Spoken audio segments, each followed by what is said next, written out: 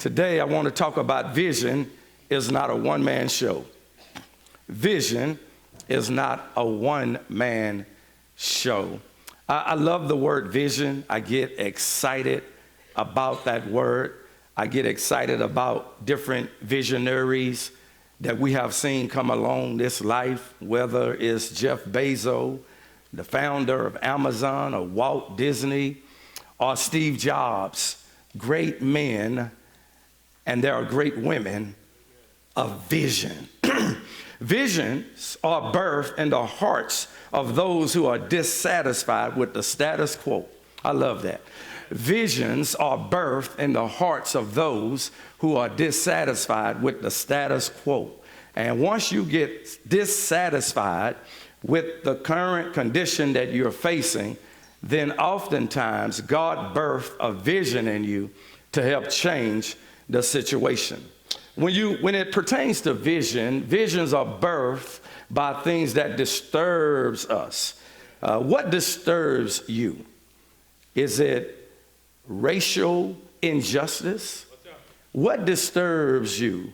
Is it kids that disrespect their parents? What disturbs you? Is it when you hear about little children being abused? What disturbs you? What irritates you? What keeps you up at night? What burdens you? What upsets you? Here's another way to look at it. What makes you mad? What makes you glad? What makes you sad? Because visions are often birthed from a problem. Because a vision, here it is, guys, is a solution to a problem. A vision is a solution to a problem. Yes. And Nehemiah, I love this story. He was a cup bearer. He had a high rank position. He worked for the government. And he had a prominent position. He had benefits. He had 401k. And he was just really balling in his position.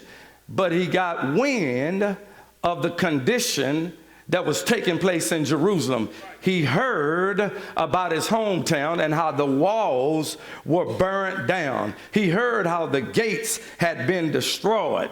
And he asked the king whom he worked for if he could take a leave of absence and go down to Jerusalem to help rebuild the walls of Jerusalem. They were broken down and the gates were burned, and Nehemiah was devastated when he heard about this news, and he wept and he mourned for days, and he was devastated with this sad news. And watch chapter 1 of Nehemiah, verse 4. And when I heard these things, I sat down and I wept. For some days I mourned and I fasted and I prayed before the God of heaven. When he received this devastating news about his city and the condition of Jerusalem, it burdened him. It disturbed him.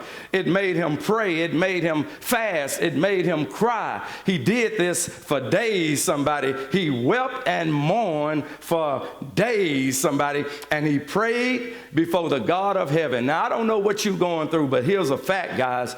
We have to pray. Because if you look at Nehemiah, not only was he a cupbearer, and not only was he a visionary, he was a man of prayer. And Nehemiah was a man of prayer. He prayed before the work, he prayed during the work, and he prayed after the work. So he goes down to Jerusalem. He shows up in J-Town, and he inspects the walls. He inspects the gates. He examines the condition. He does an analysis on the condition of the walls in Jerusalem. And when he arrived, the people, watch this, guys, had been in this condition for over 90 years. Had been in this condition over 90 years. Now, this is sad, somebody, for you to be in this condition, to be defeated for 90 years. Come on, to be in dysfunction for 90 years. Come on, somebody, to be negative for 90 years, to walk around with no vision and no hope for 90 years. Now, here it is. Somebody, you can apply this to your life. See, when you live in a bad situation long enough, you start ignoring it because you accept it as the norm.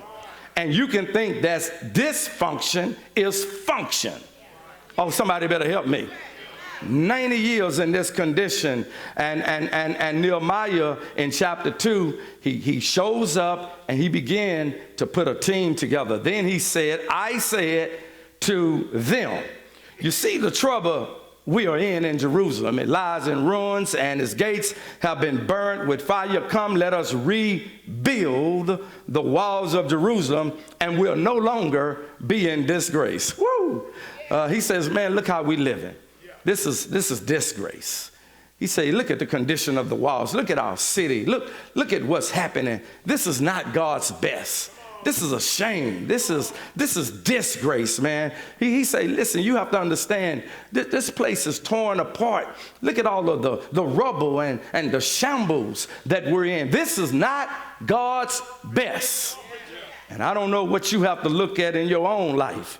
It may be your marriage. It may be your family. It may be your finances. And you may have to come to the point where you say, this is not God's best. Come on, somebody. We're in disgrace, somebody. And Nehemiah, watch this, like most visionary leaders, he was trying to raise their level of thinking. Oh, you better help me. He was trying to stretch their faith. He was trying to help them dream bigger. He was trying to help them trust God for more. That's what visionary leaders do. And Nehemiah said even deeper, he appealed to an even higher motive, which was concern for God's glory. He said, man, God can't get glory in the condition we're in. Now, who were these people? These were Jews. These are God's chosen people. And the whole world was laughing. Look at God's people. No walls. Look at their city. Look at the rubble. Look at the shame. Look at the disgrace. They worship the God of Abraham, Isaac, and Jacob, but they can't rebuild their city. Wow. What a shame, somebody. It was an embarrassment to God, and it was a poor testimony. And Nehemiah said, we are a disgrace. Now, what I love about him, when he looked at the condition and he saw the condition of the city, I love his attitude. He never acted like things were hopeless. Oh, somebody better help me. Because somebody, you came here today with no hope. Come on, you came here today looking at your circumstances, looking at your money, looking at your relationships, and you feel hopeless. But I love Nehemiah. He never acted like things were hopeless. It was bad. It was a mess, but he still had hope. Yeah. I don't know what you're going through. It might be bad. It may be a mess, but you still have hope. You have to expect the best when you're facing the worst. Oh, somebody ought to help me, somebody. And so Nehemiah, he identifies the problem, and I like that. He identifies the problem. The walls are down. The gates are burned. But I like what else he did. Not only did he identify the problem, watch this. He identified the people with the problem. See, we can talk about the problems all day. We can talk about abuse. We can talk about all these problems, mass shootings. We can talk about all of these diseases. We can talk about all these problems. But I want to know, are you willing to relate to the people with the problems? Come on, because that's the business of the church. We got to help broken people. Come on, we got to help sick people. We got to help poor people. Come on, we got to help people in dysfunction, somebody. That's the mission and the purpose of the church. He identified with the problem, but he also identified with the people with the problem, because some of us, we get saved and we forgot what we used to do. We got saved and we forgot where we used to go. Amen. Talking about, I can't stand the smell of that. So now you can't stand the smell of what you used to smoke. Come on, broken people. I want to know, can you identify not only with the problem, but with the people with the problem? Yeah. And so in chapter 2, Nehemiah said in verse 17, I'm just kind of walking through Nehemiah 1, 2, 3, and 4. And he said, you see the trouble we're in?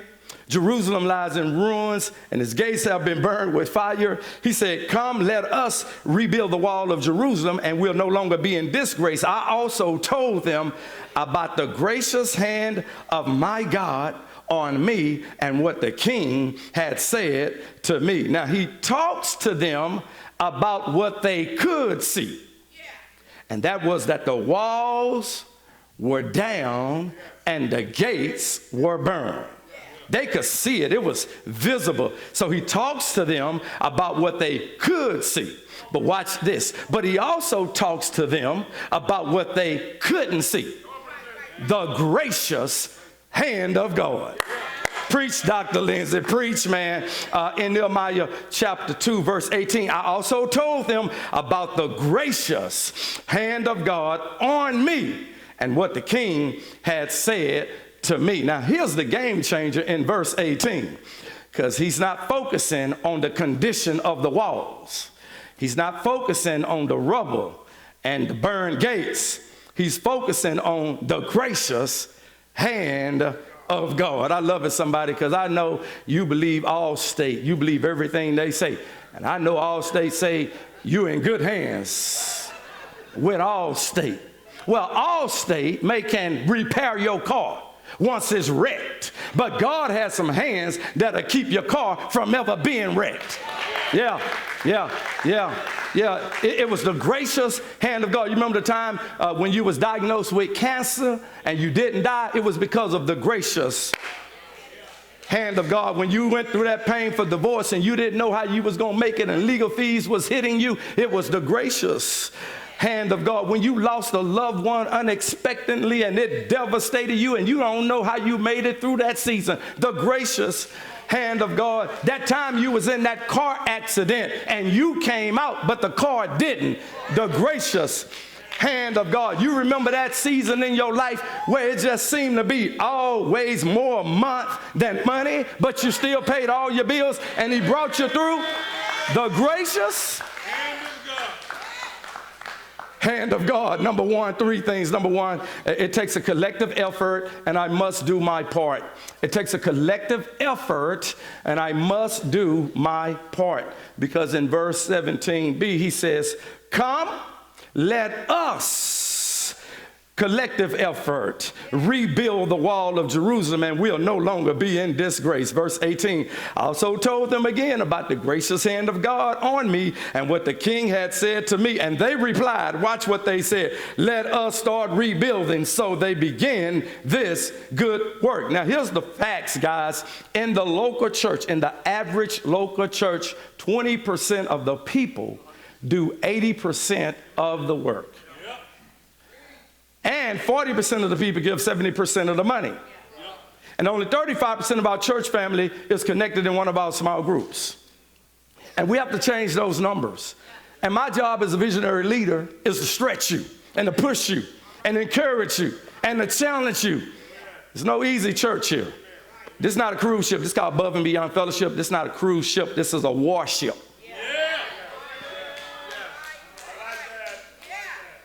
We ain't cruising here, amen? Amen. And look what he uses. He uses us and we. Us and we, collective. He didn't say me. He didn't say I. He said us and we. Here's the point.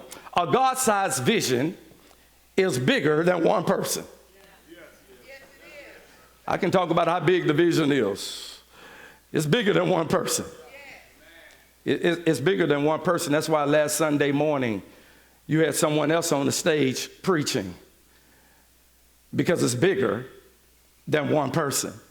That's why last night at our students ministry, you had a whole team of student leaders teaching and ministering to our teenagers, because it's bigger than one vision. That's why we send different people on missionary trips. And I've never gone on a missionary trip, not a global one yet. And because the vision is bigger than one person. And look, it said they began this good work. They began this good. They, not me. They had all hands on deck. All hands on deck. All ABFers, you got to get involved in ministry. You just can't come to church and sit and soak and sour. Oh, I mean that in love. They had all hands on deck. You see, the best ideas are not mine or yours. They're ours. We all come together. We all come together. I love the collab that Keys, Minister of Music, and I have, and we are planning Sunday morning worship experiences. We're better together. Lacey is involved in part of that planning. We're better together. See, a lot of us know how to operate, but I want to know, do you know how to cooperate?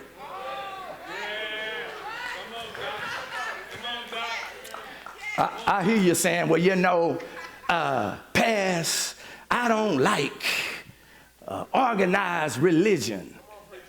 Well, what you like? Disorganized religion? I know you know how to operate, but can you cooperate? See, we need to stop being a part of ministry and a part of projects with an attitude. And what the attitude is, here's the attitude is, what's in it for me? What's in it for me? Listen, this is not about you. It's about us. Let us. Here's a side note. Somebody take this with you. The most unhappiest people in the world are selfish people. Yeah. Selfish people are unhappy people because they think life revolves around them. They feel like life revolves around me, myself, and I. Somebody, let us. I want you to see that. Let us. Collective effort, but I must be willing to do my part. I have to be willing to do my part, but it's going to take a collective effort. Let us, I love this, let us start praying. That means all of us. And let us start giving. All of us. Not 20% of us. And let us start serving. And let us start loving one another. And let us start forgiving one another. And let us start respecting each other. Somebody, let us, start witnessing. They started, but it was us, somebody. And here's what God taught me by the grace of God 26 years ago this month. With no building, about 3 or 4 people, no money. We started this church, and God taught me something through 26 years of pastoring this church. He said, listen, you don't need everybody, you just need somebody. Oh, it got quiet right there. I'll say it again. You don't need everybody. You just need somebody. Because the Lord taught me years ago, you have to run with the movers and the shakers. You got to run with the movers and the shakers. You don't need everybody, you need somebody. If you're in the somebody crowd, can I hear you say amen? Amen. Here's number 2. I must serve through opposition. We're talking about all hands on deck, everyone serving in ministry. And look what he said in verse 19, chapter 2. But when Sanballat, the Horonite, Tobiah, the Ammonite, Fisher, and Geshem, the Arab, heard about it, they mocked and ridiculed us. What is this you're doing? They asked. Are you rebelling against the king? Verse 20, I answered them by saying, the God of heaven will give us success. We, his servants, will start rebuilding. Oh, that's so deep right there. Listen to what Nehemiah said. He said, the God of heaven will give us success. I like that. The God of heaven will give us success. He's serving through opposition. Now he gets on the wall, he starts serving, and here comes some opposition. Now listen, guys, just because you're saved doesn't mean you're not going to have no opposition. And just because you've been baptized doesn't mean you're not going to have no opposition. And just because you serve in ministry and you give God 10% of your income doesn't mean you're not going to have no opposition. Yeah, just because you're saved and you're sincere doesn't mean you're not going to have any opposition. Amen. Here's the point. When you have opposition, can you stay on the wall? I want to know, can you stay on the wall when you have opposition? Can you stay on the wall? You have to stay on the wall. Now, Nehemiah said, why should I come down off the wall and let you, Sanballat, be a distraction to me. Because see, the enemy sometimes plant people in your pathway to become a distraction to you, to get you off of your wall. Come on, somebody. He said, I'm going to stay on top of the wall because I can't come down to drama. I can't come down to mess. I can't come down to gossip. I can't come down to negativity. I can't come down to conflict. I can't come down because of my haters. I can't come down because of enemies. I can't come down because of naysayers. I have to stay on top of it. Tell your neighbor, stay on top of it. You got to stay on top of it. Stay on top of your relationship, somebody. Stay on top of your budget. Stay on top of your eating habits. Go, somebody. You got to stay on top of it, somebody. Stay on top of it. People think that the NBA players that's on the bench can't play. Because they be riding that pine. We think they can't play. But the difference between Kawhi Leonard and LeBron James is they have the ability to play well and great against opposition. See, all the players on the bench can play, but they just can't play great against opposition. Oh, you missing it. Oh, somebody. But Kawhi Anthony Leonard and LeBron Raymond James, they play great against opposition. I want to know, can you continue to serve God when you're dealing with some opposition in your personal life? Because a lot of us, we sign up for ministry. I'm going to serve the Lord. I'm going to get involved. And as soon as the wind start blowing and a storm comes and somebody offends you, who preaching here, Doc? You get upset, you leave, you give up on God, thinking God can't pull you through this test, through this storm. God can blow this little storm away. Peace be still. I wish I had somebody. Losing sleep, getting angry, getting out of character, becoming all discombobulated, and you stop serving in ministry. But I want to know, can you stay on top of it when you're dealing with opposition, somebody? Yes, yes, yes, because one man did not do all of the work of rebuilding the walls. And so number 3, my last point, I must join a ministry team. I must join a ministry team. And that's why we're having that ministry expo next Sunday after worship. I want you to sign up and be used by God. Maybe your ministry is working with children. Maybe your ministry is administration work. Maybe your ministry is praise dance or the drama ministry. Maybe your ministry is greeters, or maybe you're good with infants and toddlers. Maybe you're good with working with teenagers, or maybe you're good with mission projects and community outreach, or the facility ministry, or maybe the praise team. Hopefully you can sing, amen? Because when I sing, they only let me sing because I'm the pastor. Only reason, I promise you that's the only reason.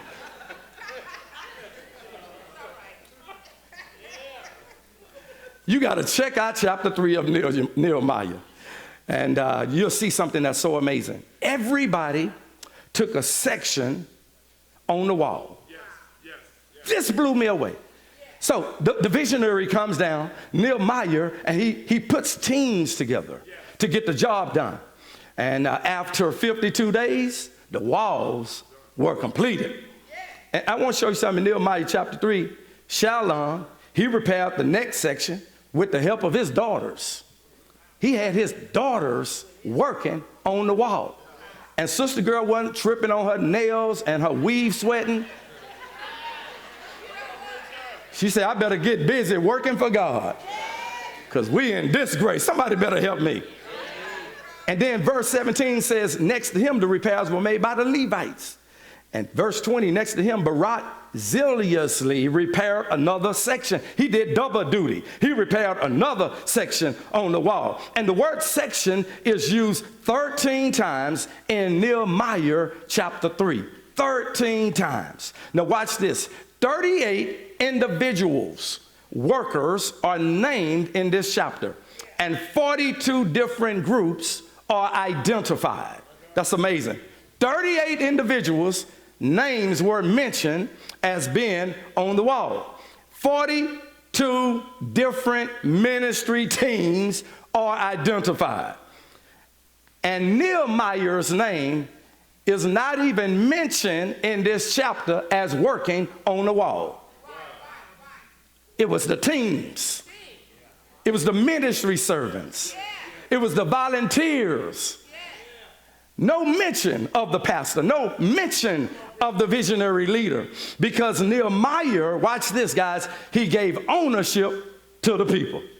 Having a conversation with Keith on last week, and Keith said, Pastor, man, I just really thank you for how you give us ownership, how you allow us to help you plan and make decisions in this ministry. I feel like I have ownership. And you know what happened with Nehemiah's vision? It became contagious. I want you to notice the two phrases that's repeated in Nehemiah chapter 3. Next to him and next to them. Oh, you'll see that next to him and next to them. Next to him and next to them. And next to him and next to them. In verse 17 through 22, all contain the phrase next to him. Next to him. It's mentioned 22 times in chapter 3. 22 times in chapter 3. Listen, when God is saying something 22 times, he's trying to get your attention. Now, here's the question of the day. Who are you next to in ministry? Who are you serving on side of in ministry?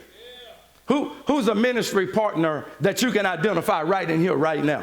You need to get next to somebody in ministry, because the Bible says next to him and next to them. And the phrase next to him indicated the participatory nature of the work that was taking place in J-Town.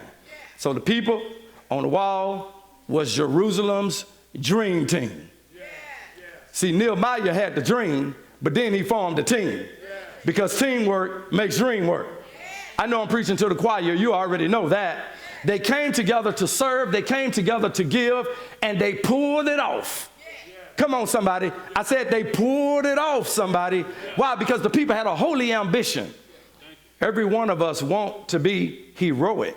We all want to do something great for God. We all want to leave our mark. We all want to be remembered for making a difference with our lives. I love this group because they were thinking about legacy.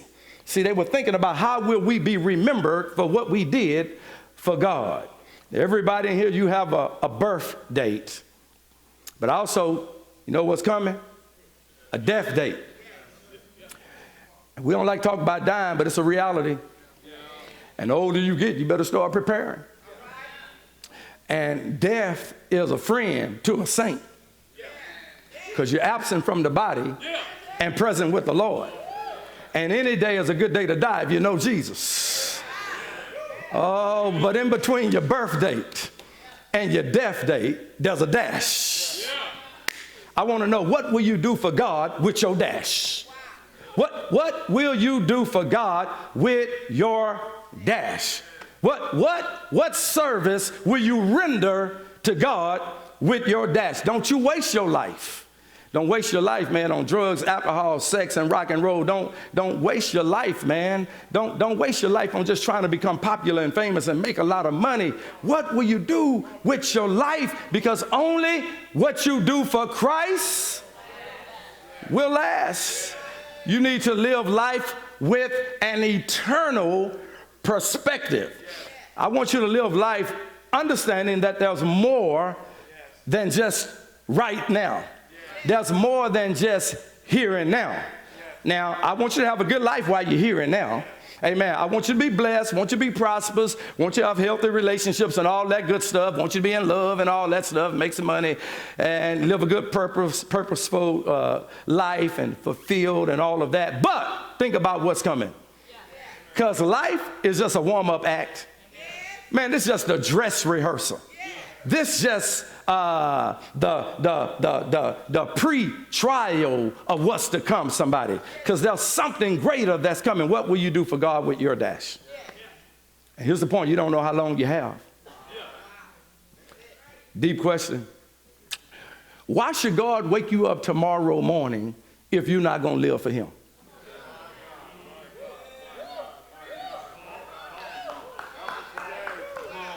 For you? Because everything you want to do? Are you including him in your plans and dreams? Are you trying to give him glory out of your life? Or is it that you just have your own little agenda and your own little plan? We come to church Sunday after Sunday after Sunday, and we never serve God's purposes. But you can work like some of us, or you can watch like others. You can give like some of us, or you can take like others. You can sit like some people, or you can serve like us. You can be a spectator or a participator. And the people participated on the wall. Look what he said in verse 6, chapter 4. So we built the wall. The entire wall was joined together up to half its height. For the people had a mind to work. Do you have a mind to work for God? How's your mindset? You need to do more than just worship. You need to worship and work. You need to worship, and another word for work is serve. Because you remember when Jesus was tempted in the wilderness, and Satan said, man, look, I'll hook you up with everything if you bow down and worship me. And Jesus said, it is written that thou shalt worship the Lord thy God. Thou shalt worship the Lord thy God, and him only shall we serve. You worship and you work. Come on, somebody. And we built the wall, for the people had a mind to work. Now listen, if God lets you see 7 more days for those who are not serving, you have 7 more days to say, Lord, give me a mind to work. Because next week we having that ministry expo, and that's going to be your opportunity to work and serve God, because we need all hands on deck. I'm walking through the campus every Sunday, and I see people in the cafe, people in the parking lot, greeters at the door, people on the assimilation team, administration team, the finance team, the children's ministry, the praise team, the band, the sound, the audio, so many people serving. And even behind the scenes, we're getting the job done because we all come together and we do it together. Now, let me show you how they really, really pulled it off. Let's look at chapter 2 one more time, verse 18. I also told them about the gracious hand of my God.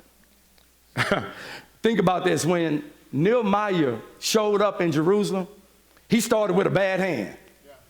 The walls were down. The gates were burned. Rubble, shame, disgrace. He started with a bad hand, somebody. And sometimes in life gives you a bad hand. Somebody who was raised in poverty, a bad hand. You only graduated with a GED, a bad hand. You struggled all of your life, a bad hand. You didn't have a father. You was raised with just a single parent mother, a bad hand. You are the child of divorced parents, a bad hand. You came out of an abusive home, a bad hand. You had a failed marriage early in your life, a bad hand, somebody. But if you stay faithful to God, watch what he'll do. He'll shift some things. He'll switch some things, but you got to stay faithful. I remember growing up in the hood, man, we would play dominoes, and we would call them bones in the hood. But then sometimes we would play cards, and we would play spade, and sometimes I would get a bad hand, and I just kept getting it, but I stayed faithful to the game. Come on, somebody. And one day I got a good hand. If you stay faithful to God, he'll switch you from a bad hand to the gracious hand of God. Give God praise. Hey guys, thank you for tuning in to the Above and Beyond channel. And I hope you was blessed today by the message. I hope it was practical and applicable to your life. And I hope that you would tune in with us again on next week. Listen, if you have a special prayer request, we would love to pray for you. So submit that prayer request and you be encouraged during the process. And remember, we look forward to seeing you next week. Until then, live life above and beyond.